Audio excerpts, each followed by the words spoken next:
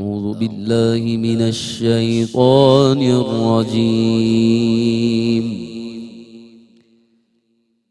بسم الله الرحمن الرحيم.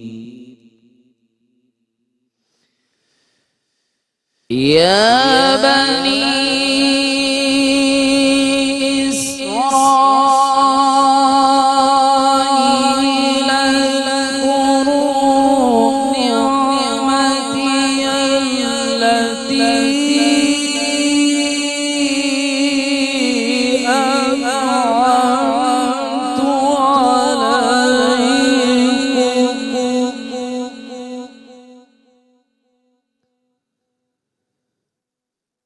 وأوفوا بعهدي أوف بعهدكم وإياي فارهبون.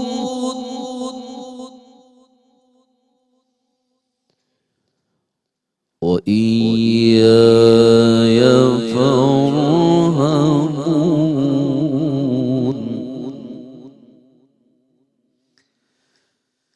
وآمنوا بما أنزلت مصدقا لما معكم ولا تكونوا أول كافر به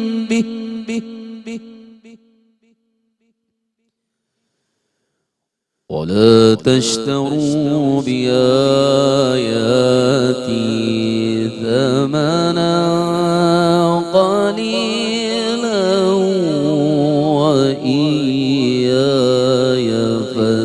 فاتقون. ولا تلبسوا الحق بالباطل وتكتموا الحق وأنتم تعلمون.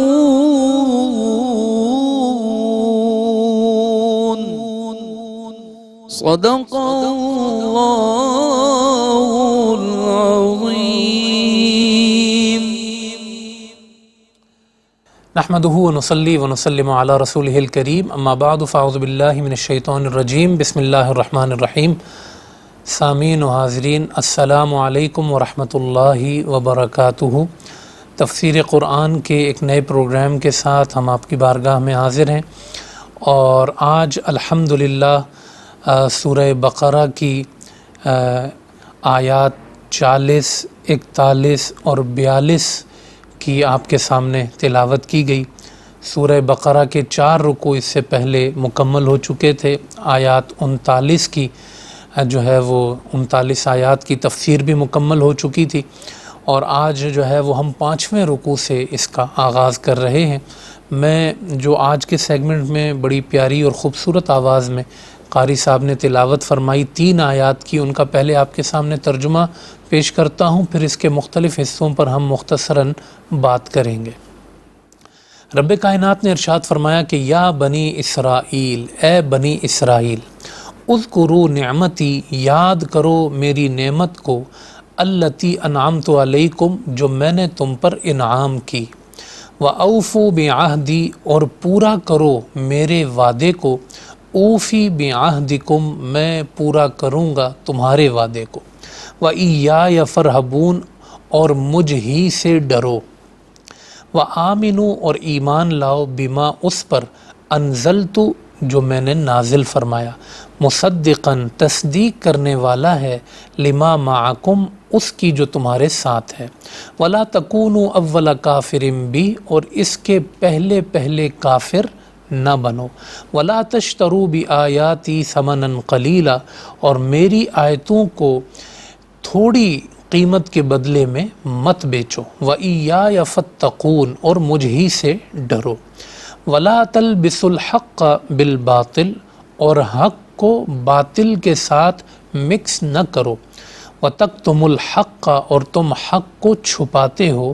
وَأَنْتُمْ تَعْلَمُونَ، اور حقیقت کو تم جانتے بھی ہو۔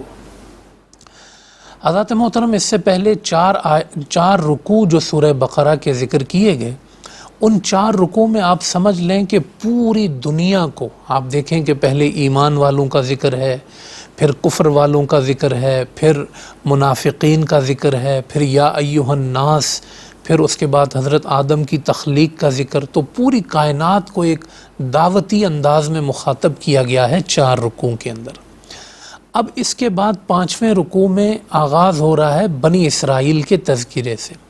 حضور صلی اللہ علیہ وسلم جب ہجرت کر کے مدینہ منورہ میں تشریف لے گئے تھے، تو مدینہ منورہ میں جو اقوام آباد تھی اس میں ظاہر ہے کہ ایک بڑی قوم یہود بھی تھی، اور یہ یہود جو ہے ظاہر ہے کہ دعوے دار تھے کہ ہم جو ہے صاحب کتاب بھی ہیں، ہم نبی والے بھی ہیں، ہم پر انبیاء بھی تشریف لائے اور ہم پر کتابیں بھی اتاری گئیں، اور ہم علم والے بھی ہیں، اور معیشت پر بھی ان کا کنٹرول، معاشرت پر بھی ان کا کنٹرول، اور ایک بڑے مضبوط حال میں جو ہے یہ مدینہ منورہ میں موجود تھے۔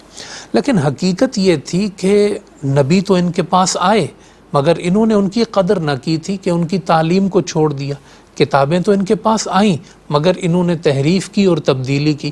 اب اپنی اس ساری چیزوں پر پردہ ڈالے ہوئے، اپنی خرابیوں کے ساتھ، اپنی بدعمالیوں کے ساتھ یہ اس معاشرے میں سب سے بہترین بن کر رہ رہے تھے۔ آپ یہ کہہ سکتے ہیں کہ یہ پچھلے دور کی امت مسلمہ ہے جو خرابیوں کا شکار ہے۔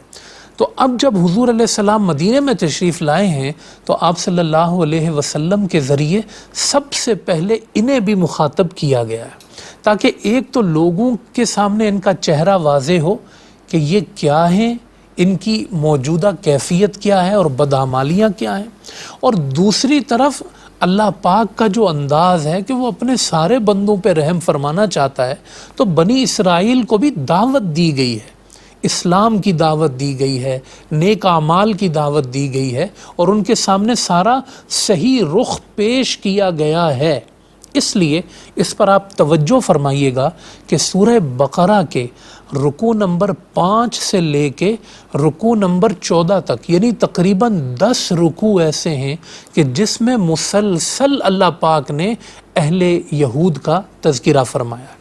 10 رکوع ان سے اللہ پاک مخاطب ہو کے بات کر رہا ہے۔ البتہ ایک فرق ہے، ان 10 رکوع میں جو پہلا رکوع ہے یعنی 5واں، اس رکوع میں اللہ پاک نے ان کو دعوت دی ہے ایک رکوع میں، اور دعوت میں ہوتا ہے تھوڑا نرمی کا انداز، تو ایک قدر نرمی سے بات کی گئی ہے، حکمت کے ساتھ ان کو دعوت دی گئی ہے کہ یہ پلٹ آئیں جو صحیح راستہ ہے اس کی طرف۔ اس ایک رکوع کے بعد جو باقی 9 رکوع ہیں نا، اس میں اللہ پاک نے ان پر فرد جرم عائد کیے کہ یہ کیا کرتے رہے، ان کے پچھلے کیا کرتے رہے، ان کے آبا کیا کرتے رہے، یہ لوگ کیا کر رہے ہیں، یہ اسی روش پر چل رہے ہیں، وہ سارا اللہ پاک نے 9 رکوع کے اندر تفصیل کے ساتھ بیان فرما دیا۔ تو آج جو ہم اس وقت اس سیگمنٹ میں موجود ہیں، وہ جو دعوت والا رکوع ہے نا، 5واں رکوع، اس کی 3 آیتیں اس سیگمنٹ میں ہم نے آپ کے سامنے پڑھی ہیں اور اس کا ترجمہ کر دیا۔ تو فرمایا کہ اے بنی اسرائیل، دیکھیں بنی کے معنی تو ہوتے ہیں اولاد اور بیٹے کے، اور اسرائیل جو ہے نا یہ 2 لفظوں سے مل کے بنا ہے۔ اسراء کے معنی ہوتے ہیں بندہ، اور ایل جو ہے وہ سریانی زبان میں کہتے ہیں اللہ کو، تو اسرائیل کے معنی ہوئے عبداللہ۔ یہ حضرت یعقوب علیہ السلام کا لقب ہے، نام ان کا یعقوب ہے۔ یعقوب کہتے ہیں بعد میں آنے والا، یہ حضرت اسحاق کے بعد میں آئے تھے۔ جیسے حضرت اسحاق کی بشارت ہوئی تھی ویسے ہی ان کی بھی اللہ نے حضرت ابراہیم کو بشارت دی تھی، تو یعقوب کہلاتے ہیں، اور لقب ہے بنی اسرائیل۔ اسرائیل ان کا لقب ہے اسرائیل۔ اسرائیل کے معنی ہے عبداللہ۔ اب ان کے 12 بیٹے ہوئے، اور 12 بیٹوں سے یہ قوم آگے چلی جو یہود کہلاتی ہے، تو اس لیے وہ 12 بیٹوں سے آگے 12 جو قبیلے چلے ہیں ان کو کہتے ہیں بنی اسرائیل۔ تو اب جب اللہ نے یوں فرمایا یا بنی اسرائیل، تو اس کے معنی یہ ہوئے کہ حضرت یعقوب کی تمام اولاد جو یہود کہلاتے ہیں ان کو مخاطب کیا گیا ہے اور ان کو متوجہ کیا گیا ہے۔ تو فرمایا اذکروا نعمتی التی انعمت علیکم، یاد کرو میری نعمت کو جو میں نے تم پر انعام کی۔ اللہ پاک نے ان پر کیا کیا نعمتیں فرمائیں؟ اللہ پاک نے ان کو نبی عطا فرمائے، اللہ پاک نے ان کو شریعت عطا فرمائی، جس کا ذکر خود قرآن میں مختلف جگہوں پر موجود ہے۔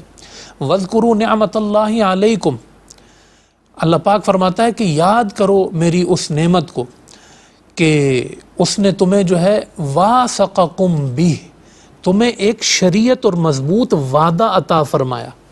شریعت جو ہے وہ اللہ کا وعدہ ہوتا ہے، اس کا ذکر فرمایا۔ ایک اور مقام پہ اللہ پاک نے فرمایا کہ وَإِذْ قَالَ مُوسَىٰ لِقَوْمِهِ يَا قَوْمِ اذْكُرُوا نِعْمَةَ اللَّهِ عَلَيْكُمْ إِذْ جَعَلَ فِيكُمْ أَنْبِيَاءَ وَجَعَلَكُمْ مُلُوكًا۔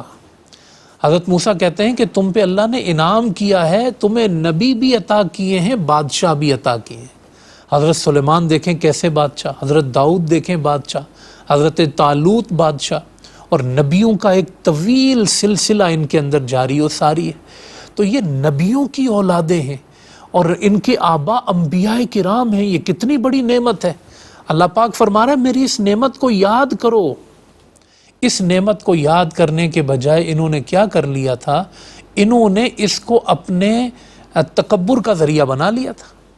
کہتے تھے ہم نبیوں کی اولاد ہیں، دنیا میں کسی اور کی کوئی حیثیت نہیں ہے، ہم کسی کو مانتے نہیں ہیں۔ اور آج اس نزول قرآن کے 1400 سال بعد بھی یہ اسی خبط میں مبتلا ہیں کہ ہم نبیوں کی اولاد ہیں اور باقی دنیا کچھ بھی نہیں ہے۔ یہ آج بھی جو اپنی نسل سے نہیں ہے اس کو مانتے نہیں ہیں بالکل۔ لیکن مزے کی بات آپ یہ دیکھیں کہ اللہ نے کتنے پیارے الفاظ میں ان کو یاد دلایا، یاد کرو، یعنی 2 دفعہ نعمت کا لفظ آیا، میری نعمت جو میں نے تم پر انعام فرمائی۔ اللہ بتانا چاہتا ہے اگر تمہیں نبیوں کی اولاد بنایا ہے تو میں نے بنایا ہے۔ جب میں نے تمہیں نبیوں کی اولاد بنایا ہے تو میں نے ہی محمد مصطفیٰ کو بھیجا ہے، میں نے ہی قرآن کو بھیجا ہے۔ تم کون ہو؟ ذاتی حیثیت تمہاری کیا ہے؟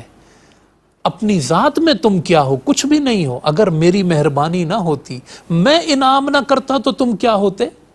یہ تو میرا انعام ہے، میں نے تمہیں نبیوں کی اولاد بنایا، تم اس پہ اتراتے ہو اور لوگوں کو حقیر سمجھتے ہو۔ فرمایا یاد کرو، کتنے پیارے الفاظ ہیں، میری اس نعمت کو جو میں نے تم پر انعام فرمائی۔ کتنے خوبصورت انداز میں اللہ پاک نے یاد دہانی فرمائی۔ اگلے جملے میں فرمایا وَأَوْفُوا بِعَهْدِي أُوفِ بِعَهْدِكُمْ، اور تم میرا وعدہ پورا کرو، میں تمہارا وعدہ پورا کروں گا۔ اللہ نے ان سے جو وعدہ لیا وہ وعدہ کیا تھا؟ تورات کتاب الاستثناء سے آیت نمبر تورات سے کتاب الاستثناء کی 19 اور 20 کا ترجمہ میں آپ کے سامنے پیش کر رہا ہوں کہ تورات میں اللہ نے ان سے کیا وعدہ لیا۔ اللہ پاک نے ان سے کہا کہ میں ان کے لیے انہی کے بھائیوں میں سے تیری مانند ایک نبی کو بھیجوں گا اور اپنا کلام اس کی زبان سے جاری کروں گا، اور جو کچھ میں اسے حکم دوں گا وہی وہ ان سے کہے گا، اور جو کوئی میری ان باتوں کو جن کو وہ میرا نام لے کر کہے گا نہ سنے تو میں ان کا حساب اس سے لوں گا۔ حضور علیہ السلام کے بارے میں یہ آیات آج بھی تورات میں موجود ہیں۔ ان سے وعدہ لیا گیا تھا کہ میرے نبی آخر الزمان جب آئیں تو ان پر ایمان لانا۔ اب مدینے کے یہود کو اللہ یاد دلا رہا ہے وَأَوْفُوا بِعَهْدِي أُوفِ بِعَهْدِكُمْ، جو تمہاری کتابوں میں لکھا ہوا ہے نا کہ آخری نبی کی بات ماننی ہے، وہ آخری نبی آ چکے ہیں، ان آخری نبی کی بات مانو۔ سورۃ الاعراف میں اس وعدے کو ڈیٹیل سے بیان کیا گیا ہے کہ وَاکْتُبْ لَنَا فِي هَذِهِ الدُّنْيَا حَسَنَةً وَفِي الْآخِرَةِ إِنَّا هُدْنَا إِلَيْكَ قَالَ عَذَابِي أُصِيبُ بِهِ مَنْ أَشَاءُ وَرَحْمَتِي وَسِعَتْ كُلَّ شَيْءٍ فَسَأَكْتُبُهَا لِلَّذِينَ يَتَّقُونَ وَيُؤْتُونَ الزَّكَاةَ وَالَّذِينَ هُمْ بِآيَاتِنَا يُؤْمِنُونَ الَّذِينَ يَتَّبِعُونَ الرَّسُولَ النَّبِيَّ الْأُمِّيَّ الَّذِي يَجِدُونَهُ مَكْتُوبًا عِندَهُمْ فِي التَّوْرَاةِ وَالْإِنْجِيلِ۔ حضرت موسیٰ نے کہا تھا یا اللہ دنیا و آخرت کی بھلائی ہماری قوم کے لیے لکھ دے، اللہ نے فرمایا یہ میں نے اس کو عطا کر دیا ہے جو محمد عربی کے ماننے والے ہوں گے۔ یعنی جب حضور آ جائیں تو پھر جو ان کی پیروی کرے گا، یہ انجیل اور تورات میں اللہ قرآن میں کہتا ہے ہم نے لکھ دیا ہے، مکتوباً عندہم، لکھا ہوا ہے کہ آپ نے ان کی پیروی کرنی ہے، تبھی آپ کو دنیا آخرت کی بھلائی ملے گی۔ تو یہ وعدہ یہاں آیت نمبر 40 میں اللہ پاک نے ذکر فرما دیا کہ تم میرے وعدے کو پورا کرو، میں تمہارے وعدے کو پورا کروں، اب تمہاری بلندی اسی میں ہے کہ تم محمد عربی کی غلامی اختیار کر لو۔ تمہیں نبیوں کی اولادوں میں نے پیدا کیا اور اپنے آخری نبی کو بھی میں نے بھیجا۔ اور موسیٰ کے ماننے والوں، موسیٰ کو اگر میں نے بھیجا تو ان کو بھی میں نے بھیجا۔ موسیٰ کو مان کر ان کا انکار کرتے ہو، یہ کہاں کی عقل مندی ہے؟ میرا وعدہ پورا کرو۔ وَأَوْفُوا بِعَهْدِي أُوفِ بِعَهْدِكُمْ وَإِيَّايَ فَارْهَبُونِ، اور خاص مجھی سے ڈرو۔ عربی میں جو ہے نا ورب پہلے آتا ہے، پھر اس کے بعد فاعل مفعول یعنی سبجیکٹ اور آبجیکٹ۔ اگر عربی میں آبجیکٹ جو ہے وہ ورب سے پہلے آ جائے تو اس میں اہتمام کا معنی ہوتا ہے۔ ایایا جو ہے اس کو ہونا تو بعد میں چاہیے تھا لیکن پہلے آ گیا فرحبون سے، تو اب اس کے معنی ہوں گے اہتمام ہے، صرف مجھ ہی سے ڈرو۔ جیسے ایاک نعبدو میں صرف میری ہی عبادت، تو یہاں بھی صرف مجھ ہی سے ڈرو۔ یہ جملہ کیوں فرمایا کہ صرف مجھ ہی سے ڈرو؟ یہ یہود کو بتایا جا رہا ہے کہ یہ جو تم نے ڈر پالے ہوئے ہیں نا کہ اگر نبی آخر الزماں کی پیروی کی تو ہماری چودراہٹ ختم ہو جائے گی، اگر ان کی پیروی کی تو ہماری شان ختم ہو جائے گی، ہماری مرکزیت ختم ہو جائے گی، ہمارے چندے نذرانے بند ہو جائیں گے جو ہم نے لوگوں کو دھوکے میں رکھ کے وصول کر رہے ہیں۔ اللہ فرماتا ہے یہ دنیا کی چھوٹی چھوٹی چیزوں کو ڈر نہ بناؤ، یا فرحبون، بس میرا ڈر اپنے دل میں پال کے تب زندگی گزارو تو بچ پاؤ گے۔ جو دنیاوی عزتوں کو ڈر بنا لیتا ہے، چھوٹی عزتوں کو ڈر بنا لیتا ہے، وہ کبھی کامیاب نہیں ہوتا ہے۔ پھر فرمایا کہ وَآمِنُوا بِمَا أَنزَلْتُ مُصَدِّقًا لِمَا مَعَكُمْ، اور ایمان لاؤ اس پر جو میں نے نازل کیا جو تمہاری کتابوں کی تصدیق کرنے والا ہے۔ کتنی پیاری بات! اللہ فرماتا ہے قرآن کو اپنی چڑ کیوں بناتے ہو؟ یہ قرآن نے تمہارا کیا بگاڑا ہے؟ ظالمو، اس قرآن نے تو تمہاری تورات کی تصدیق کی ہے، اس نے تو تمہاری انجیل کی تصدیق کی ہے، اس کو تو تم آنکھوں سے لگاتے، اس پر ایمان لاتے۔ جو تمہاری بدعمالیاں اور جو تمہاری برائیاں ہیں اس پر یہ انکار کرتا ہے، تمہاری تحریفوں کو رد کرتا ہے، مگر جو اصل کتاب ہے اس کی تو تصدیق کرتا ہے یہ، تو اس کو چڑ کیوں بناتے ہو؟ اپنی ایمان لاؤ اس پر۔ یہ اسی کا تسلسل ہے تورات کا اور انجیل کا۔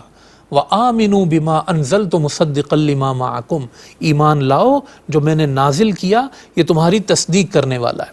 اور اول کافر نہ بنو، کیا مطلب ہے؟ یعنی یہ جو مدینے والے ہیں، دیگر لوگ ہیں یہود کے علاوہ، ان کو تو ابھی نبی سے تعارف ملا ہے اور تم تو اپنی کتابوں سے اس نبی کو پہچانتے ہو۔ تو ظالموں یہ بتاؤ کہ تمہیں پہلے ماننا چاہیے یا ان کو پہلے ماننا چاہیے؟ بتاؤ۔ اگر تم اس کا انکار کرو گے تو اول کافر ہو جاؤ گے۔ ہم ایک بریک کی طرف بڑھ رہے ہیں، بریک سے ہم واپس آئیں گے تو اس کو آیات کو مکمل کریں گے، ہمارے ساتھ رہیے گا۔ خوش آمدید ناظرین، ہم آیات کی تفسیر جہاں سے ہم نے اپنے سلسلے کو منقطع کیا تھا بریک میں، وہیں سے اس کو جوڑتے ہیں کہ اللہ پاک یہود سے کہتا ہے کہ اول کافر نہ بنو، یعنی تم اس کے منکر نہ بنو، اور تم اگر انکار کرو گے تو پہلے کافر ہو جاؤ گے۔ اور فرمایا کہ وَلَا تَشْتَرُوا بِآيَاتِي ثَمَنًا قَلِيلًا، میری آیتوں کو نہ بیچو تھوڑی قیمت کے بدلے۔ یعنی فوکس اس پر ہے کہ دین کے بیوپاری نہ بنو، قرآن جو حق ہے اس کے بیوپاری نہ بنو، حق کو بیچو مت۔ یہ اصل مقصود ہے بتانا. باقی رہی کہ اس کے بدلے میں جو تم قیمت لیتے ہو وہ اگر ساری دنیا بھی لے لو نا دین کے بدلے تو وہ تھوڑی ہی ہوگی. تھوڑی قیمت کے بدلے دین کو نہ بیچو. وَإِيَّايَ فَاتَّقُونَ اور میرا ہی تقوی اختیار کرو. اور ایک ان کی اور بڑی برائی ہے, اس کو اللہ نے ڈسکس کیا. وَلَا تَلْبِسُوا الْحَقَّ بِالْبَاطِلِ اور حق کو باطل کے ساتھ مکس نہ کرو. یہ یہی کرتے تھے کہ چند چیزیں اپنی بھی داخل کر دیں اور چند چیزیں وحی کی ہیں یعنی تورات کی ہیں یا انجیل کی ہیں. تو جب یہ مکس کر دیتے تھے تو حق جو ہے وہ باطل کے ساتھ مل جایا کرتا تھا, صحیح غلط کے ساتھ مل جایا کرتا تھا. ایک تو یہ ان کے اندر برائی تھی. دوسری چیز کیا تھی؟ وَتَكْتُمُ الْحَقَّ حق کو چھپاتے تھے, مکس بھی کرتے تھے اور حق کی بات چھپاتے بھی تھے. یہ کیوں نہیں بتاتے تھے دنیا کو کہ تورات میں محمد عربی کا مکھڑا کیسا ہے, یہ کیسے بیان کیا گیا, حضور کے اوصاف کیسے ہیں, تورات میں کیا لکھا ہوا؟ نہیں بتاتے تھے, چھپاتے تھے. نبی کے اوصاف چھپاؤ چھپاؤ. اللہ کہتا ہے ظالمو حق کو چھپاتے کیوں ہو, حق کو باطل کے ساتھ مکس کیوں کرتے ہو؟ جو تمہاری کتاب میں لکھا ہوا ہے صحیح صحیح بتاؤ نا, ہمارے نبی کیسے ہیں, حق کیسا ہے. وَأَنْتُمْ تَعْلَمُونَ اور تمہیں ساری خبر بھی ہے, ساری کتابیں پڑھ بھی رکھی ہیں. جان بوجھ کے, اس کا مطلب یہ ہوا ایک تو ہوتا ہے جو بھول کر غلطی کرے, تم جان بوجھ کے غداری کرتے ہو, جان بوجھ کے تم یہ جرم کرتے ہو, اور اس سے بڑا کوئی مجرم نہیں ہوتا جو جان بوجھ کر کوئی غلطی کرے. تو آیت نمبر 42 تک کی ہم نے یہ تفسیر مکمل کی. میں گزارش کروں گا قبلہ کاری صاحب سے کہ وہ آگے تلاوت کو, اس رکوع کی جو بقیہ آیات ہیں اس کی تلاوت فرمائیں. اعوذ باللہ من الشیطان الرجیم. بسم اللہ الرحمن الرحیم.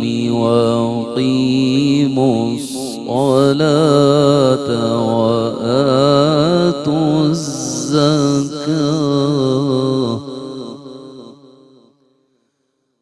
وَارْكَعُوا مَعَ الرَّاكِعِينَ.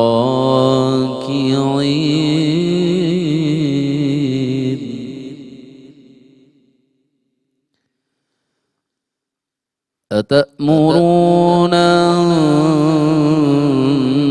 النَّاسَ بِالْبِرِّ وَتَنسَوْنَ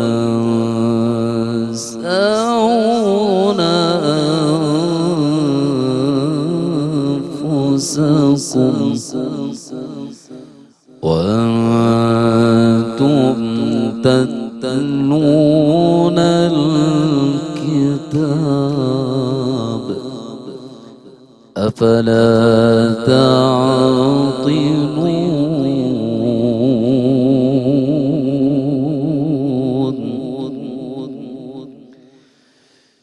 بسم اللہ الرحمن الرحیم. وَأَقِیمُوا الصَّلَاةَ وَآتُوا الزَّكَاةَ وَارْكَعُوا مَعَ الرَّاكِعِينَ.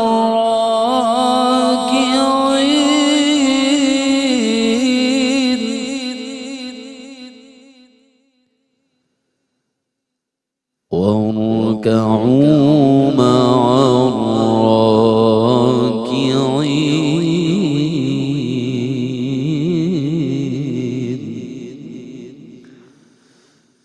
أَتَأْمُرُونَ النَّاسَ بِالْبِرِّ وَتَنسَوْنَ أَنفُسَكُمْ وَأَنْتُمْ تَتْلُونَ الْكِتَابَ أَفَلَا تَعْقِلُونَ.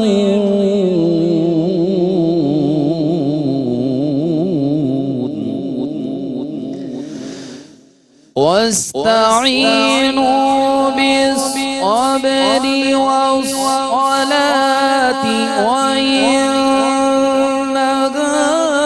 لَكَبِيرَةٌ إِلَّا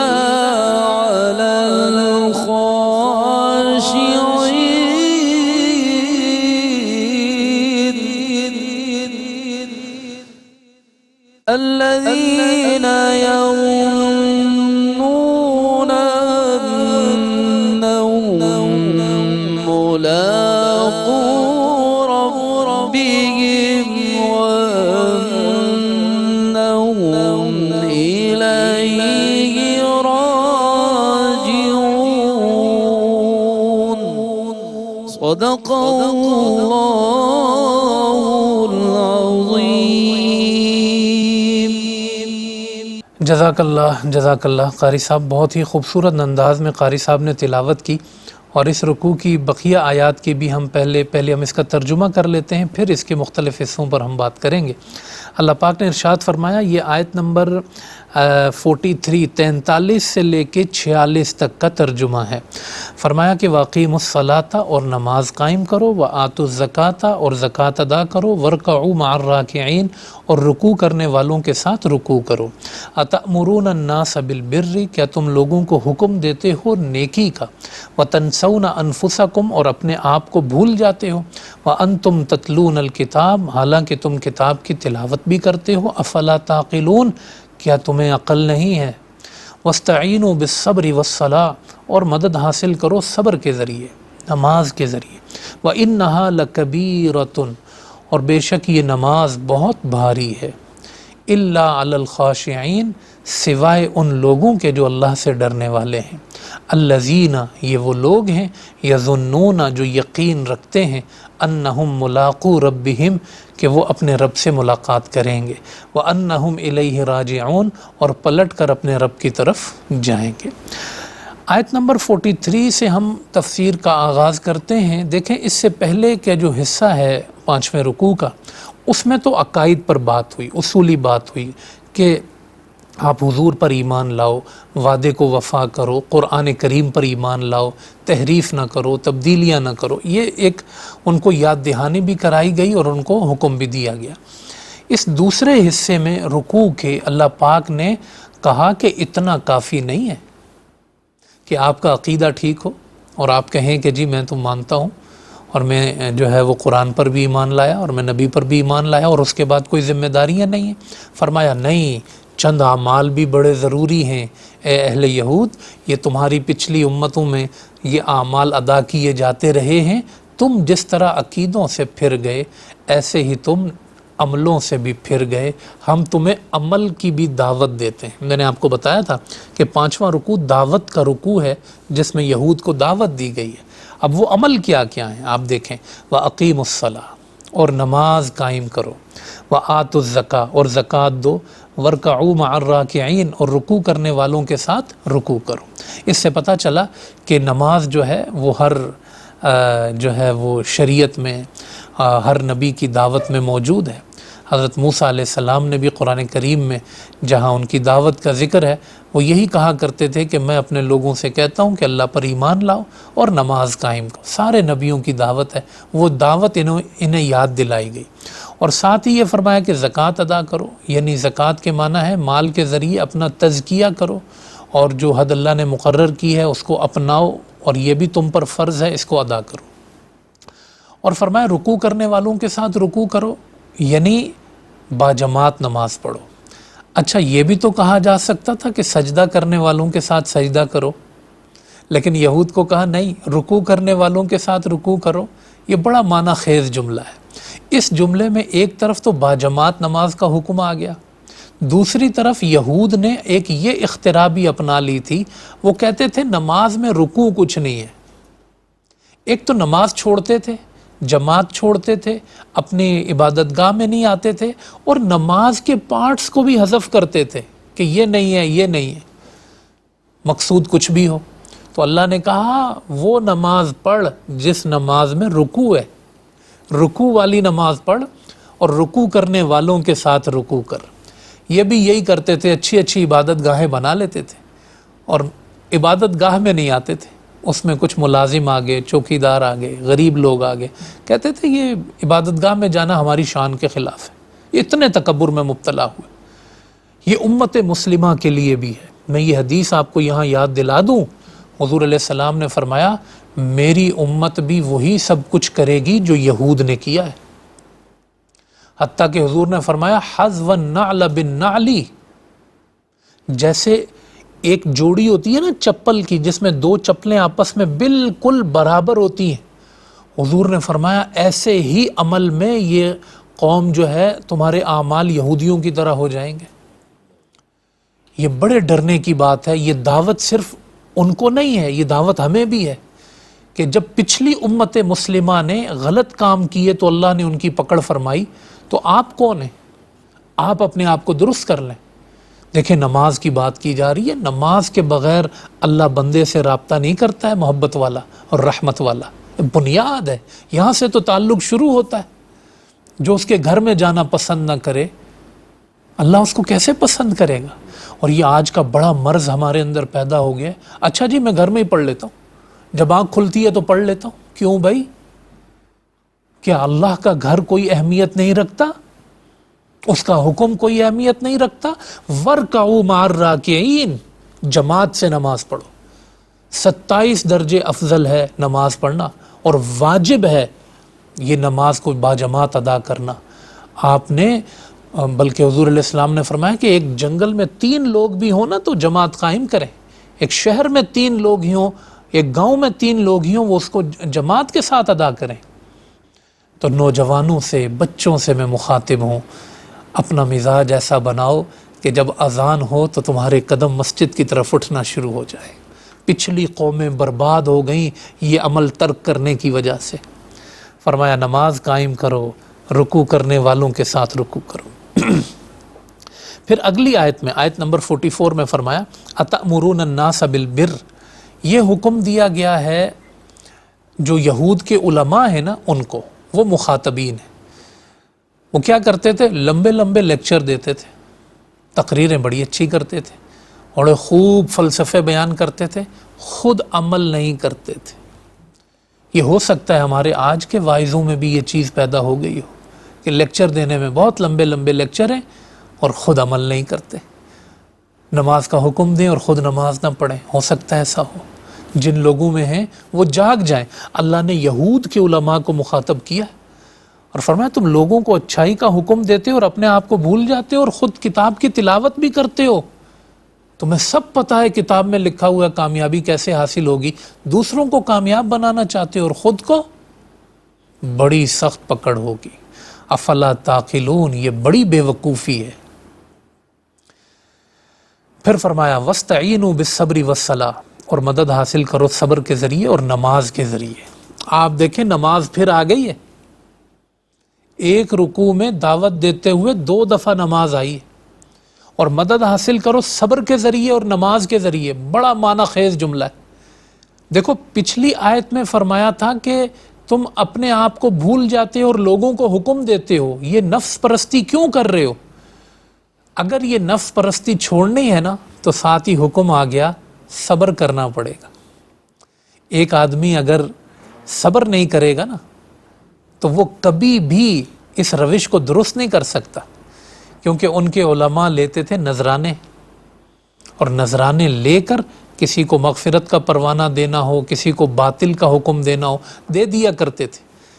اگر آدمی کے اندر صبر اور کنٹرول نہیں ہوگا کہ میں حرام سے بچوں اور لوگوں کو حرام سے بچاؤں، یہ صبر بڑا ضروری ہے۔ صبر کے معنی ہوتے ہیں روکنا، اپنے آپ کو ناجائز لذتوں سے روکنا، یہ بڑا مشکل کام ہوتا ہے۔ قرآن کہتا ہے وَالصَّابِرِينَ فِي الْبَأْسَاءِ وَالضَّرَّاءِ وَحِينَ الْبَأْسِ، جنگ میں، غربت میں، تکلیف میں، بیماری میں اپنے آپ کو روکنے والے۔ تو صبر کا حکم دیا گیا یہاں پر کہ صبر کے ذریعے مدد حاصل کرو۔ آج ہر انسان کو جب بھی مشکل لگے نا کہ میں جنت کا راستہ چھوڑ رہا ہوں، مدد کہاں سے آئے گی؟ صبر سے۔ یار رک جاؤ تھوڑی دیر، بچا لو اپنے آپ کو۔ آج کا صبر کل کی جنت بن جائے گا، اور آج کی بے صبری کل کی جہنم بن جائے گی۔ تو ایک حل بھی اللہ نے ساتھ پیش کر دیا ہے۔ یہ سارا ایک آخر میں جو آیات آ رہی ہیں یہ حل ہے۔ میں آپ کو دعوت دوں یار آپ یہ نیکی کر لو، یہ نیکی کر لو، آپ میرے سے پوچھیں گے یار میں کیسے کر لوں؟ اللہ کہہ رہا ہے صبر سے مدد حاصل کر، روک اپنے آپ کو، سوچ، کنٹرول کر۔ اور صبر کہاں سے آئے گا؟ اس لیے دوبارہ نماز کا ذکر ہوا۔ میری بارگاہ میں آ کے کچھ رکوع کیا کر، سجدے کیا کر، میرے سجدے کرے گا تو تیرے دل کو پرسکون بنا دوں گا، اطمینان دے دوں گا۔ نماز سے صبر حاصل ہوتا ہے۔